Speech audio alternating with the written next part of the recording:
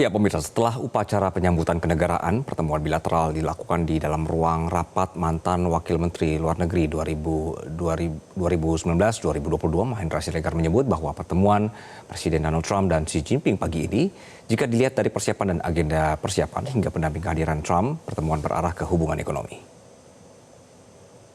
Kalau dibiarkan berlanjut dan tidak dikendalikan dengan baik risikonya, maka akan merugikan dua pihak. Nah, makanya sekarang pertemuan ini dilakukan untuk bisa mengelola risiko, untuk tidak menyebabkan biaya dan risiko terus meningkat dan bisa menimbulkan potensi yang sangat mengganggu hubungan kedua negara dan juga tentu geopolitik dan geoekonomi. Nah, tetapi persaingan di antara mereka sebagai dua negara adidaya itu tidak bisa terhindarkan. Jadi kalau boleh dikatakan ini adalah suatu kunjungan untuk membangun stabilitas yang terukur, tapi bukan berarti tingkat kepercayaan di antara mereka akan terbangun gitu ya. Jadi stabilitas tanpa kepercayaan, mungkin begitu istilahnya. Nah, berdasarkan hal tadi, maka Amerika Serikat dan juga RRT melihat kompromi bisa banyak dilakukan di bidang ekonomi. Tidak banyak di bidang politik, tidak terlalu banyak di bidang politik luar negeri, apalagi juga geopolitik yang mereka bersaing.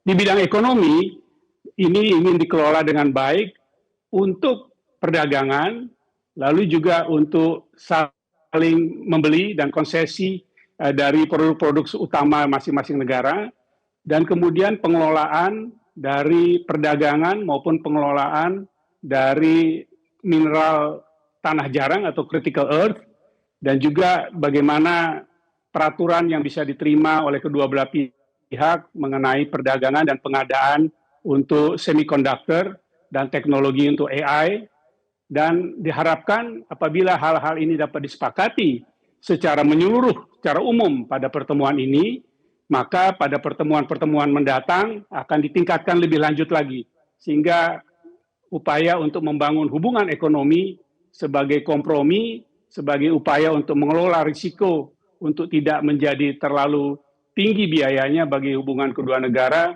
bisa dilanjutkan.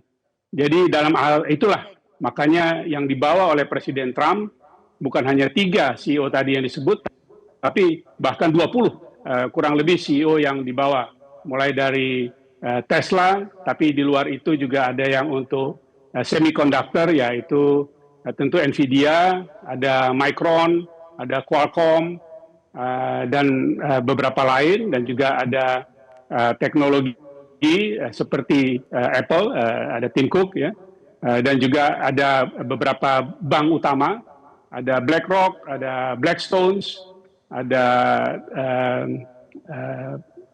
bukan JP Morgan, Goldman Sachs, ya, dan Mastercard, Visa, dan juga untuk pembelian kedelai itu ada CEO Cargill yang kita juga akan nampaknya menyaksikan besok berbagai deal pembelian produk-produk Amerika seperti kedelai maupun beberapa produk pertanian dan juga pesawat. Makanya juga ada CEO Boeing. Betul. Hadir di sana. Jadi ada tim ekonomi dan bisnis yang kuat dari Amerika.